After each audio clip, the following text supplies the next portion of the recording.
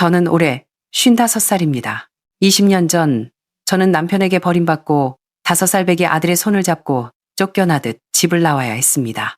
그날 제 인생은 마치 살얼음판 위로 내동댕이 쳐진 것만 같았습니다. 차갑고 절망적이었으며 흐르는 눈물조차 얼어붙을 것 같은 추위였죠. 배운 것도 없고 기댈 언덕 하나 없는 저에게 사람들은 그저 팔자려니 하고 살라며 혀를 찼습니다. 하지만 저는 그럴 수 없었습니다. 오직 내 아이를 위해서, 살기 위해서, 그리고 저 자신을 완전히 무너뜨리지 않기 위해서 저는 이를 악물고 무작정 서울로 향했습니다. 그곳에서 가장 밑바닥이라 할 수 있는 입주 가사 도우미 일을 시작했죠. 그때는 그저 입에 풀칠이라도 하자는 심정이었지만 누가 알았겠습니까? 그 선택이 제 운명을 송두리째 바꿔놓을 줄은요. 20년 후 제가 소위 말하는 금의 환영을 하여 드디어 편안한 노후를 보낼 수 있겠구나 싶었을 때 생각지도 못한 일이 벌어졌습니다. 가족 사진을 찢어발기며 뒤도 돌아보지 않고 떠났던 그 남자가 갑자기 제 집 문을 두드린 겁니다. 그는 왜 왔을까요? 무슨 말을 하고 싶었던 걸까요? 그리고 무엇보다 저는 그에게 어떻게 반응했을까요? 오늘 저는 한 여자의 독백을 들려드리려 합니다. 찢겨진 가족 사진 한 장에서 시작해 온전히 그녀 자신만의 집이 탄생하기까지의 이야기입니다. 운명은 짓밟힐 수도 있지만 하루하루의 삶을 통해 다시 존엄을 세울 수도 있다는 것을 보여드리겠습니다. 제 이름은 김미자. 올해 55입니다. 제가 유난히 두툼한 붉은 봉투를 손에 꽉 쥐고 서울역 대합실로 들어섰을 때 화려한 불빛이 감싸는 이 거대 도시, 서울에서 보낸 시간은 꼬박 20년이 되어 있었습니다. 20년이란 세월은 옹알이를 하던 아기가 건장한 청년으로 자라기에 충분한 시간이었고 제 눈가의 잔주름이 이제는 지울 수 없는 깊은 골짜기로 패이기에 충분한 시간이었습니다. 우여곡절 끝에 낯설고도 익숙한 고향 소도시로 돌아와 밤낮으로 그리워하던 아들 지훈. 이 곁에 섰을 때야 비로소 저는 아들과 예비 며느리의 기대에 찬 눈빛 속에서 그 붉은 봉투를 열어볼 수 있었습니다. 제 품속에서 따뜻하게 데워진 그 봉투 말입니다. 저는 그저 퇴직금으로 꽤 두둑한 돈이 들어있겠거니 생각했습니다. 하지만 봉투 속 내용물이 고향집 낡은 나무 탁자 위로 쏟아져 나왔을 때 저는 탁자 모서리를 붙잡고 허리를 펴지 못한 채 통곡하고 말았습니다.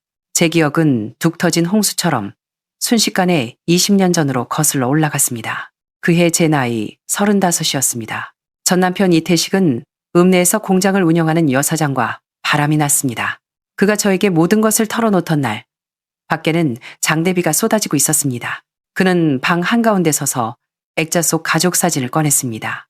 그것은 우리 세 식구가 함께 찍은 유일한 가족 사진이었습니다. 사진 속 5살 난 지훈이는 우리 부부 사이에서 작은 태양처럼 해맑게 웃고 있었죠. 뭐 하는 짓이야. 제가 달려들어 사진을 뺏으려 했지만 그는 제 눈앞에서 찌익 하는 소리와 함께 사진을 반으로 갈라버렸습니다. 자신의 모습이 담긴 반쪽을 구겨서 쓰레기처럼 바닥에 내동댕이 쳤죠. 김미자, 우리 이혼해. 나 사랑하는 사람 생겼어. 너처럼 빨래나 하고 밥이나 짓는 촌스러운 여자는 나랑 안 어울려. 바닥에 떨어진 반쪽짜리 사진을 보며 제 눈에선 눈물이 뚝뚝 떨어졌습니다.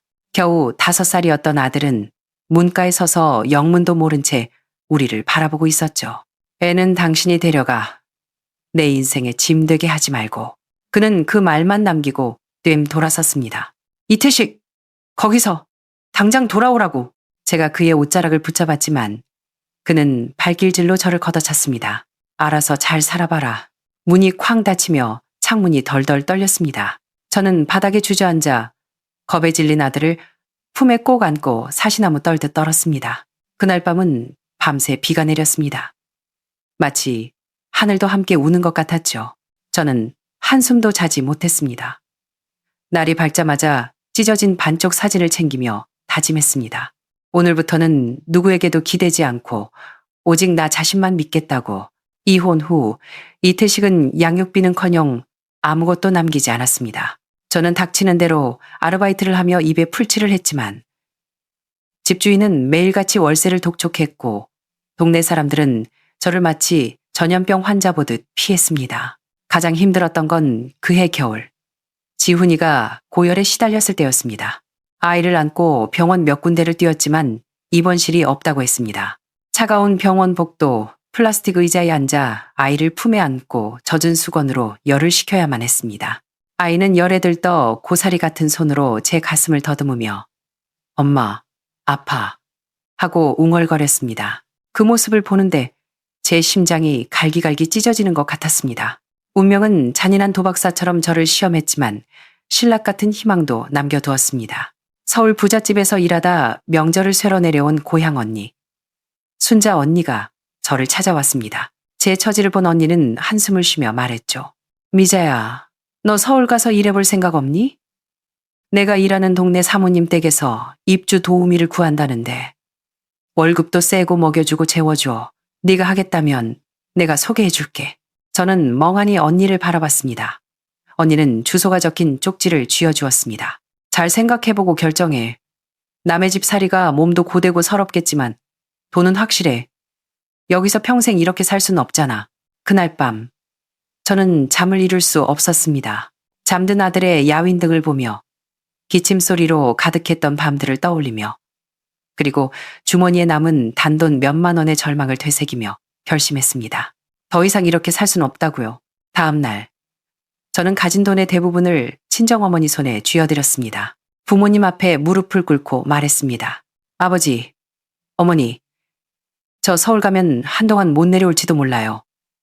우리 지훈이 좀 부탁드릴게요. 돈은 꼭 붙일게요. 10원 한 장 안 빼놓고 다 보낼게요. 어머니는 말없이 눈물만 훔치셨고 아버지는 긴 한숨 끝에 말씀하셨습니다. 그래, 가라. 가서 보란 듯이 살아봐라. 뒤도 돌아보지 말고. 그렇게 저는 옷가방 하나 달랑 들고 서울행 고속버스에 몸을 실었습니다. 어디로 가는지 미래가 어떻게 될지 알 수 없었지만 쓰러질 수는 없다는 것 하나만은 분명했습니다. 사람만 있다면 희망은 있을 테니까요. 이것이 저 김미자의 새로운 시작이었습니다. 순자 언니를 따라 서울 강남 고속터미널에 도착해 복잡한 지하철을 갈아타고 도착한 곳은 평창동에 으리으리한 저택들이 모여있는 동네였습니다. 처음 서울 거리에 섰을 때 손에는 땀이 흥건했습니다. 눈을 뜰 수 없을 만큼 화려한 네온사인, 쉴 새 없이 지나가는 자동차들, 빵집에서 풍겨오는 고소한 버터 냄새, 그리고 낯선 서울 말들. 사람들은 어찌나 말이 빠르고 급한지 마치 숨 쉴 틈도 없이 말을 쏟아내는 것 같았습니다. 그 번화한 거리 한복판에서 저는 문득 바람에 날려온 먼지 한 톨이 된 기분이었습니다. 숨 쉬는 공기마저 잿빛으로 느껴졌죠. 그때 느꼈던 고독감은 고향 바닷가의 파도보다 더 거세게 밀려와 저를 집어삼키는 듯 했습니다. 순자 언니는 저택으로 가는 길 내내 신신당부했습니다. 미자야, 최 회장님 댁은 전자사업을 크게 하시는 분이야. 회장님이나 사모님 다 점잖은 분들이지만 예의범절 따지는 게 보통이 아니야. 눈치껏 행동하고 손발 빠르게 움직여야 해. 말은 줄이고 묻지 말아야 할 건 묻지도 말고 보지 말아야 할 건 보지도 마. 그 댁에 민준이라는 돌쟁이 아들이 있는데 네 주 업무는 그 아이 돌보는 거야. 집안일도 거들고 잘만 하면 네 집 생활비 걱정은 없을 거다. 저는 그 말을 속으로 3번이나 되뇌며 가슴에 새겼습니다. 처음 최 회장님과 사모님을 뵈었을 때 저는 긴장해서 고개도 제대로 들지 못했습니다. 회장님은 딱 떨어지는 정장 차림이었고 사모님은 우아한 원피스 차림으로 기품이 흘러넘쳤습니다. 사모님은 저를 잠시 훑어보시더니 나긋나긋한 서울말씨로 몇 가지를 물으셨습니다. 가족은 몇 명인지, 아이는 키워봤는지. 저는 사실대로 대답했습니다. 김미자 씨라고 했죠. 사모님의 목소리는 부드러웠지만 어딘가 모를 거리감이 느껴졌습니다. 앞으로 우리 민준이 잘 부탁해요. 그녀는 거실 옆 작은 방을 가리켰습니다. 저기가 미자 씨 방이에요. 앞으로 저기서 지내면 돼요. 그리고 집에 있는 물건들, 특히 서재에 있는 서류들은 절대 함부로 만지면 안 돼요. 알겠어요? 네, 사모님. 알겠습니다. 저는 작은 목소리로 대답하며 옷자락을 꽉 쥐었습니다. 그렇게 저의 입주 도우미 생활이 시작되었습니다. 처음 몇 달은 그야말로 지옥 같았습니다. 사투리 때문에 의사소통도 조심스러웠고 세련된 서울 살림살이는 낯설기만 했습니다. 회장님 내외는 아침 일찍 나가 밤늦게 들어오셨고 가끔 해외 출장이라도 가시면 넓은 집에 저와 민준이만 남겨졌습니다. 민준이는 낯을 심하게 가려 제가 앉기만 하면 자지러지게 울어댔습니다. 옆집 도우미가 대문 너머로 쳐다볼 정도로 크게 울었죠. 허둥지둥 분유를 타고 기저귀를 갈아주며 식은땀을 흘릴 때면 저는 고향에서 부르던 자장가를 흥얼거리며 아이를 달랬습니다. 달아 밝은 달아. 그 노래를 몇 번이나 불렀는지 모릅니다. 빨리 적응하기 위해 저는 틈만 나면 요리책을 보며 공부했습니다. 사모님이 좋아하신다는 갈비찜, 해물탕 같은 요리법을 익히려 애썼습니다. 하지만 처음엔 실수의 연속이었죠. 갈비는 너무 질겼고 국은 너무 짰습니다. 사모님은 집에 돌아와 한 입 드시고는 말없이 수저를 내려놓으셨습니다. 아무런 질책도 없었지만 그 눈빛을 볼 때면 쥐구멍에라도 숨고 싶을 만큼 부끄럽고 조급했습니다. 그래서 저는 장을 보러 갈 때마다 시장 상인분들께 요리 비법을 묻고 또 물었습니다. 수첩에 깨알같이 적어온 비법으로 요리를 다시 해낸 날, 사모님이 갈비찜을 드시고는 오늘 갈비찜 참 맛있네요 라고 한마디 건네셨을 때 저는 마치 꿀이라도 마신 듯 하루 종일 마음이 달았습니다. 저와 그 집 식구들 사이의 거리가 좁혀진 건 민준이가 심하게 앓던 날 덕분이었습니다. 제가 일한 지 석 달째 되던 주말밤, 회장님 내외가 모처럼 집에 계시던 날이었습니다. 한밤중에 민준이의 울음소리에 놀라 깨어보니 아이 이마가 불덩이 같았습니다. 저는 아이를 안고 안방문을 두드렸습니다. 회장님, 사모님, 큰일 났어요. 민준이가 열이 펄펄 끓어요. 부부는 놀라서 어쩔 줄을 몰라 하며 당장 응급실로 가자고 차키를 찾았습니다. 하지만 그날따라 태풍이 몰아쳐 밖은 폭우가 쏟아지고 있었고 산비탈에 위치한 동네 특성상 빗길 운전이 너무 위험해 보였습니다.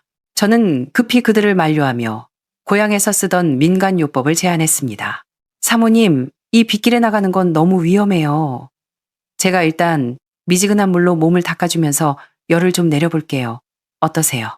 그들이 주저하는 사이 저는 대야에 미지근한 물을 받아오고 부드러운 수건을 챙겨 민준이의 이마와 손발, 겨드랑이를 정성껏 닦아주기 시작했습니다. 민준이는 제 품에서 칭얼거렸고 작은 몸은 난로처럼 뜨거웠습니다. 저는 낯선 거실을 왔다 갔다 하며 아이를 안고 끊임없이 달랬습니다. 입으로는 기억나는 자장가를 계속 흥얼거리면서요. 날이 밝아올 무렵 비가 그쳤고 아이의 열도 거짓말처럼 내렸습니다. 체온계는 38.2도를 가리켰습니다. 한밤중에 39.5도에 비하면 훨씬 나아진 수치였죠. 민준이는 제품에서 새근새근 잠들었습니다. 그때 회장님과 사모님이 저를 바라보시는데 그 눈빛엔 전에 없던 고마움이 담겨 있었습니다. 회장님이 다가와 제 어깨를 가볍게 두드리며 말씀하셨습니다. 미자 씨, 정말 고생 많았어요. 들어가서 좀 자요. 이제 우리가 볼게요. 저는 고개를 저었습니다. 아니에요. 괜찮습니다.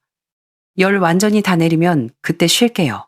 그날부터 무언가가 조용히 변하기 시작했습니다. 사모님은 민준이가 무엇을 좋아하는지, 망고 알레르기가 있으니 조심해야 한다는 등 사소한 것들을 먼저 알려주셨습니다.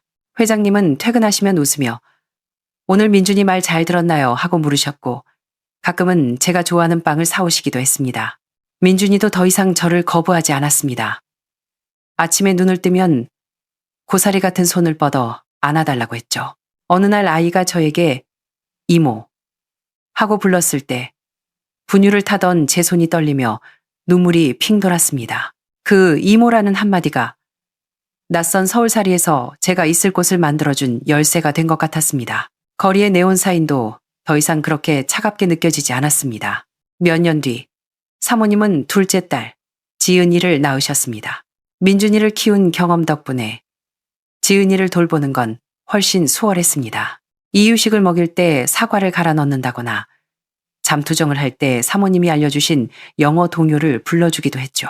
회장님 내외는 저를 완전히 믿고 맡기셨습니다. 해외 출장을 가실 때면 집 열쇠를 모두 저에게 맡길 정도였으니까요. 어느 해 설날에는 저를 식탁에 함께 앉게 하셨습니다. 회장님은 제게 술 한 잔을 따라주며 웃으셨습니다. 미자 씨는 이제 남이 아니야. 우리 식구지. 저는 눈시울이 붉어져 고개만 끄덕였습니다. 20년이란 세월 동안 저와 아이들의 정은 고용 관계를 넘어선 지 오래였습니다. 민준이가 중학생이 되었을 때 한동안 말을 안 하고 방에만 틀어박혀 있던 적이 있었습니다. 제가 물어도 대답이 없고 부모님이 물어도 입을 꾹 다물었죠. 걱정이 된 저는 몰래 아이를 관찰했고 교복 소매가 뜯겨 있거나 팔에 멍자국이 있는 걸 발견했습니다. 학교 폭력이었습니다. 그날 밤 저는 아이가 좋아하는 단호박죽을 끓여 방으로 들어갔습니다. 민준이는 책상에 앉아 멍하니 문제집만 바라보고 있었습니다. 민준아, 학교에서 무슨 일 있지? 제가 조용히 물었습니다. 의자를 끌어와 옆에 앉으며 말을 이었죠. 이모는 알지. 사내 녀석 크면 엄마 아빠한테 말 못할 고민 생기는 거. 부모님이 걱정할까봐 혹은 이해 못할까봐 말 안 하는 거 알아. 근데 이모한테는 말해도 돼. 이모가 많이 배우진 못했어도 내 얘기는 끝까지 들어줄 수 있어. 털어놓으면 속이라도 시원하잖아. 한참 뒤 아이는 기어가는 목소리로 털어놓았습니다. 상급생 형들이 돈을 뜯어가고 안 주면 밀치고 부잣집 도련님이라고 놀린다는 거였죠. 엄마 아빠한테 말하기 싫어. 분명 학교에 찾아가서 교장 선생님 만나고 난리칠 거야. 그러면 전교생이 다 알게 될 거고 난 학교 더 못 다녀. 아이는 눈시울을 붉혔습니다. 저는 가슴이 미어지는 것 같았습니다. 아이 어깨를 다독이며 말했죠. 민준아, 넌 잘못 없어. 나쁜 건 그 녀석들이지. 걱정 마. 이모가 해결해 줄게. 네가 학교에서 곤란해지지 않게 해줄게. 다음 날 저는 반차를 냈습니다. 학교나 담임 선생님을 찾아가지 않았습니다. 대신 괴롭히는 주동자가 다니는 학원 길목을 지켰습니다. 덩치 큰 녀석이 친구들을 끌고 껄렁대며 걸어오더군요. 제가 앞을 막아서자 녀석은 비웃으며 말했습니다. 아줌마 뭐예요? 왜 길을 막아요? 저는 녀석의 눈을 똑바로 쳐다보며 또박또박 말했습니다. 나 최민준 가족이다. 오늘 싸우러 온 것도 아니고 시비 걸러 온 것도 아니야. 딱 한마디만 하려고 왔다. 너희들 노는 건 좋은데 정도껏 해라. 민준이 부모님은 바빠서 신경 못 쓰실지 몰라도 걘 내가 업어 키운 내 아들 같은 애야. 너희가 한 번만 더 걔 몸에 손대면 잠시 숨을 고르고 목소리를 낮게 깔았습니다. 나 같은 아줌마는 잃을 것도 없고 시간도 아주 많아. 네가 강남역을 가든 홍대를 가든 내가 끝까지 쫓아다닐 거야. 네 친구들, 네가 다니는 학원, 네 주변 모든 사람한테 네가 어떤 녀석인지 다 떠벌리고 다닐 거다. 그래도 좋으면 어디 한번 계속해봐. 녀석의 얼굴이 하얗게 질리더군요. 옆에 있던 친구들도 눈치를 살피고요. 한참을 멍하니 서 있더니 알았어요. 알았다고요. 아, 진짜 짜증나게 라며 도망치듯 사라졌습니다. 그 후로 다시는 민준이를 괴롭히는 일은 없었습니다. 지은이에게 저는 친한 언니이자 베스트 프렌드였습니다. 여자는 확실히 섬세하고 예민하더군요. 지은이가 초경을 시작했을 때 놀라서 화장실 문을 잠그고 울고 있었습니다. 엄마에게 말도 못하고 제일 먼저 저에게 전화를 했더군요. 저는 시장에서 생선을 고르다 전화를 받고 한달음에 달려갔습니다. 괜찮아 지은아. 이건 축하할 일이야. 네가 진짜 숙녀가 됐다는 뜻이야. 저는 아이를 안심시키고 뒤처리를 가르쳐 주었습니다. 배를 따뜻하게 하라고 꿀차를 끓여주고 생리통엔 찬 거 먹으면 안 된다고 아이가 좋아하는 아이스크림도 못 먹게 했죠. 퇴근한 사모님이 부엌에 데워둔 꿀차를 보고 멈칫하시더니 지은이 방에 들어가 한참을 이야기 나누셨습니다. 나중에 나오신 사모님 눈가가 촉촉했습니다. 미자 씨, 고마워요. 이런 건 엄마인 내가 챙겼어야 했는데. 아유, 사모님 별 말씀을요. 제가 웃으며 고개를 저었습니다. 지은이가 저한테 이런 얘기를 해준 게 오히려 고맙죠. 저를 믿는다는 거니까요. 사모님은 고마움과 미안함이 섞인 눈빛으로 저를 보셨습니다. 그래요. 당신이 친엄마인 나보다 우리 애들을 더 잘하네요. 제 작은 방은 가족들이 준 선물로 가득 찼습니다. 민준이가 첫 아르바이트비로 사준 핸드크림, 지은이가 서툰 솜씨로 그려준 그림 속엔 한강변에 서 있는 저와 지은이 뒤로 불꽃놀이가 터지고 있었죠. 사랑하는 이모에게라고 삐뚤빼뚤 쓴 글씨와 함께요. 사모님이 겨울에 춥지 말라고 사주신 캐시미어 카디건까지. 이 작은 물건들이 저와 이 가족을 단단히 묶어주는 끈이었습니다. 가끔 부엌 창가에 앉아 서울의 야경을 바라보며 거실에 놓인 아이들의 상장과 장난감, 졸업사진들을 돌아볼 때면 모든 게 제 집처럼 익숙했습니다. 하지만 저는 알았습니다. 저는 결국 스쳐가는 사람이라는 것을요. 이 도시는 저를 온전히 받아주진 않을 겁니다. 하지만 저를 배신하지도 않았죠. 어떤 사람들은 나무처럼 한 곳에 뿌리 내리고 평생을 살지만 저는 바람에 실려온 씨앗이었습니다. 아무도 꽃 피우길 기대하지 않았지만 저는 타향에서 조용히 뿌리 내리고 가지를 뻗어 저만의 모습으로 살아남았습니다. 그들이 저를 이모라고 부르는 것, 그것이 제가 20년을 바쳐 얻어낸 훈장이었습니다. 하지만 고향은 언제나 마음 한구석에 아픈 손가락이었습니다. 그동안 저는 월급을 한 푼도 쓰지 않고 꼬박꼬박 고향으로 붙였습니다. 부모님은 네가 웬만한 남자보다 낫다고 하셨죠. 아들 지훈이도 잘 자라주었습니다. 초등학교부터 대학교까지 마치고 금융회사에 취직하더니 곧 결혼한다고 하더군요. 지훈이가 편지를 보냈습니다.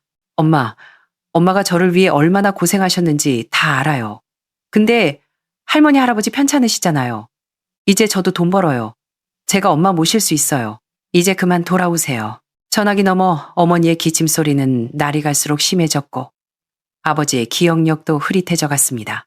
제 나이 55, 며느리가 임신했다는 소식을 들었을 때 저는 알았습니다. 이제 집으로 돌아갈 때가 되었다는 것을요. 저는 제 아들과 부모님에게 갚아야 할 빚이 너무나 많았습니다. 제가 회장님과 사모님께 그만두겠다고 말씀드렸을 때 온 가족이 침묵에 빠졌습니다. 떠나기 전 일주일 동안 집안 분위기는 묘하게 가라앉았습니다. 지은이는 학교만 끝나면 제 옆에 붙어서 아무 말 없이 손만 잡고 있었고 민준이도 대학 기숙사에서 짐을 싸서 집으로 돌아와 묵묵히 제 이삿짐 싸는 걸 도왔습니다. 드디어 떠나는 날이 왔습니다. 온 가족이 배웅을 위해 나섰습니다. 민준이가 운전대를 잡고 지은이가 조수석에 앉았습니다. 가는 내내 차 안은 이상할 정도로 조용했습니다. 서울역 KTX 승강장에 도착했을 때 회장님이 먼저 내려 트렁크에서 제 짐을 꺼내주셨습니다. 평소 말수가 적으신 회장님이 주머니에서 두툼한 봉투 하나를 꺼내 건네셨습니다. 미자 씨, 이거 받아요. 큰 선물은 아니고 우리 부부의 작은 성애입니다. 저는 황급히 손사래를 쳤습니다. 안 됩니다, 회장님. 월급날도 아닌데 이러시면 안 돼요. 그때 사모님이 다가와 제 손을 꼭 잡으며 봉투를 쥐어주셨습니다. 안 받으면 저 진짜 화낼 거예요. 이건 월급 아니에요. 우리 가족이 미자 씨에게 드리는 퇴직금이자 선물이에요. 사모님은 마치 제가 도망이라도 갈까봐 제 손을 꽉 잡았습니다. 그동안 너무 고생 많았어요. 이제 고향 가서는 고생하지 말고 편히 살아요. 저는 손에 쥐어진 두툼한 봉투를 내려다보며 가슴이 먹먹해졌습니다. 눈물이 왈칵 솟구쳤죠. 민준이가 다가와 저를 안아주었습니다. 이모, 나 나중에 결혼하면 꼭 와야 돼요. 안 오면 안 돼. 지은이도 작게 속삭였습니다. 우리 잊어버리면 안 돼. 많이 보고 싶을 거야. 저는 목이 메어 말도 제대로 나오지 않아 고개만 끄덕이며 고마워요, 고마워요라는 말만 반복했습니다. 개찰구를 통과하며 뒤를 돌아봤을 때 그들이 나란히 서서 손을 흔드는 모습이 보였습니다. 그것은 고용주가 도우미를 보내는 모습이 아니라 가족을 떠나보내는 모습이었습니다. 결국 참았던 눈물이 터져 나왔습니다. 안녕, 서울. 안녕, 나의 두 번째 가족. KTX를 타고 다시 고속버스를 갈아타고 시내버스로 바꿔 타며 하루를 꼬박 이동해 드디어 고향에 도착했습니다. 떠날 때는 흙먼지만 날리던 곳이었는데 이제는 제법 번듯한 아파트들이 들어선 소도시가 되어 있었습니다. 터미널에는 아들 지훈이와 며느리 소연이가 마중 나와 있었습니다. 엄마, 지훈이가 달려와 제 무거운 가방을 낚아채듯 받아들었습니다. 기억 속에 비쩍 마른 꼬마가 아니라 이제는 저를 지켜줄 든든한 남자가 되어 있었습니다. 어머니, 오셨어요. 소연이도 웃으며 제 팔짱을 꼈습니다. 할아버지 할머니가 며칠 전부터 어머니 오신다고 목이 빠져라 기다리셨어요. 말끔하게 정돈된 고향집에 들어서자 백발이 성성한 아버지와 지팡이를 짚고 부엌에서 나오시는 어머니가 보였습니다. 우리 가족은 서로를 부둥켜 안고 말없이 울었습니다. 저녁에 며느리가 차린 푸짐한 밥상을 앞에 두고 온 가족이 둘러앉았습니다. 어머니는 거칠어진 제 손을 연신 쓰다듬으며 살이 왜 이렇게 빠졌냐, 서울 가서 고생 많이 했구나 라며 안타까워하셨습니다. 아버지는 말없이 닭다리 하나를 제 밥그릇 위에 얹어주셨습니다. 눈에는 안쓰러움과 대견함이 가득했죠. 식사가 끝날 무렵 어머니가 문득 물으셨습니다. 그래, 그 서울 주인집 사람들은 좋더냐? 올 때 밀린 품삯은 다 받았고 지훈이와 소연이도 궁금한 듯 쳐다보았습니다. 가족들의 시선을 받으며 저는 품속 깊이 넣어두었던 사모님의 붉은 봉투를 꺼냈습니다. 제 체온으로 따뜻해진 터질 듯 두툼한 봉투였죠. 심호흡을 하고 조심스럽게 봉투를 뜯어 내용물을 식탁 위에 쏟았습니다. 투둑하는 소리와 함께 고무줄로 묶인 5만 원권 현금 다발 몇 개가 쏟아져 나왔고 그 사이로 반짝이는 열쇠 꾸러미와 곱게 접힌 편지 한 장이 떨어졌습니다. 방 안은 순식간에 정적에 휩싸였습니다. 지훈이가 열쇠를 가리키며 놀란 목소리로 물었습니다. 엄마, 이게 무슨 열쇠예요? 어머니는 돈 다발을 들어보고는 어리둥절한 표정을 지으셨습니다. 제 시선은 편지 옆에 놓인 서류 한 장에 고정되었습니다. 손이 덜덜 떨리기 시작했죠. 그것은 편지가 아니라 부동산 매매 계약서 사본이었습니다. 주소지는 우리 읍내에 새로 지은 최고급 브랜드 아파트인 리버뷰자이 34평형 로열층이었습니다. 그리고 소유주란에는 김미자라는 이름 석자가 또렷하게 적혀 있었고 그 뒤로 제 주민등록번호가 이어져 있었습니다. 머릿속에서 폭탄이 터진 듯 멍해졌습니다. 김미자, 나잖아. 진짜 내 이름이잖아. 저는 차가운 금속 열쇠를 꽉 쥐었습니다.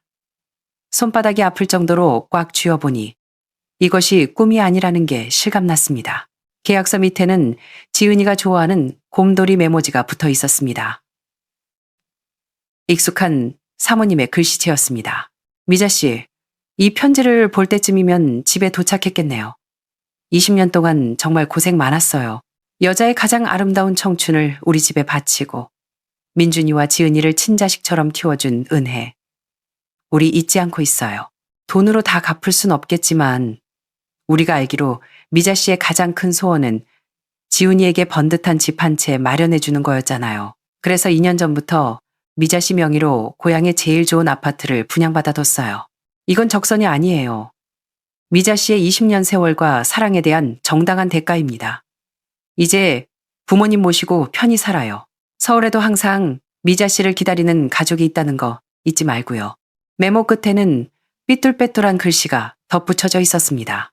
이모, 보고 싶을 거야. 민준, 이모 사랑해. 꼭 서울 놀러 와야 돼. 유유지은. 편지를 다 읽고 저는 더 이상 참지 못하고 책상에 엎드려 펑펑 울었습니다. 20년의 세월이 주마등처럼 스쳐 지나갔습니다. 서울에 처음 도착했을 때의 두려움, 밤새워 요리를 배우던 막막함, 민준이가 처음 이모라고 불렀던 감동, 아픈 지은이를 간호하며 애태웠던 밤들, 모든 서름과 고생이 이 편지와 열쇠 하나로 눈 녹듯 사라졌습니다. 그들은 저를 단순한 가사 도우미가 아니라 진정한 가족으로 대해주었던 겁니다. 다음 날 아침, 지훈이의 손에 이끌려 새 아파트를 보러 갔습니다. 읍내에서 가장 높고 좋은 아파트였습니다. 떨리는 손으로 현관문을 열자 통유리창을 통해 햇살이 거실 가득 쏟아져 들어왔습니다. 새집 냄새가 섞인 공기마저 향기로웠습니다. 최신식 가전제품과 반짝이는 주방, 베란다에는 화분까지 놓여 있었죠. 저는 맨발로 거실을 걸어보며 창밖을 내다보았습니다. 굽이쳐 흐르는 강과 고향 마을이 한눈에 들어왔습니다. 엄마, 집 정말 좋아요. 진짜 대박이다. 지훈이가 감탄했습니다. 며느리 소연이도 눈을 반짝이며 제 팔짱을 꼈습니다. 어머니, 앞으로 여기서 편하게 지내세요.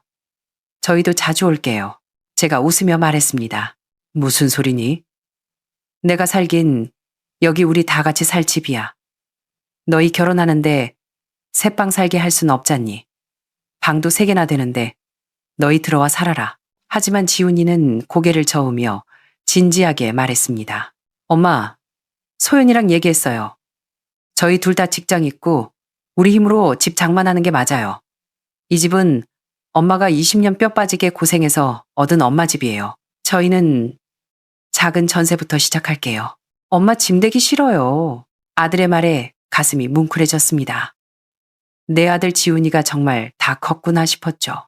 부모님은 끝내 정든 옛집을 떠나기 싫다 하셔서 저는 매일 본가에 들러 밥을 해드리고 말동무를 해드리는 것으로 만족해야 했습니다. 저는 새 집에 소파와 화초를 드리고 동네 문화센터에도 다니며 평온한 나날을 보냈습니다. 하지만 호사다마라고 했던가요? 제가 서울 부잣집에서 집 한 채를 받아왔다는 소문은 좁은 동네에 삽시간에 퍼졌습니다. 그리고 그 소문은 제가 평생 다시는 엮이고 싶지 않았던 사람의 귀에도 들어갔습니다. 어느 일요일 오후였습니다. 저는 베란다에서 사모님이 서울에서 보내주신 난초를 닦고 있었습니다. 초인종이 울렸고 임신한 소연이가 택배인 줄 알고 문을 열었습니다. 누구세요? 소연이의 당황한 목소리에 거실로 나가보니 열린 문틈으로 햇빛을 등지고 선 남자가 보였습니다. 색바랜 점퍼에 뒤축이 무너진 구두, 희끗희끗한 머리칼과 쭈글쭈글한 얼굴, 영락없는 노숙자 행색이었지만 저는 단번에 그를 알아봤습니다. 이태식, 20년 전 가족 사진을 찍고 나갔던 그 얼굴이었습니다. 제 꿈속에 나타나 저를 괴롭히던 그 얼굴이 훨씬 더 늙고 초라한 모습으로 서 있었습니다. 그는 여전히 뻔뻔한 말투로 입을 열었습니다. 아이고, 오랜만이네. 미자, 여전히 곱내고 와. 저는 아무 말 없이 차가운 눈으로 그를 노려보았습니다.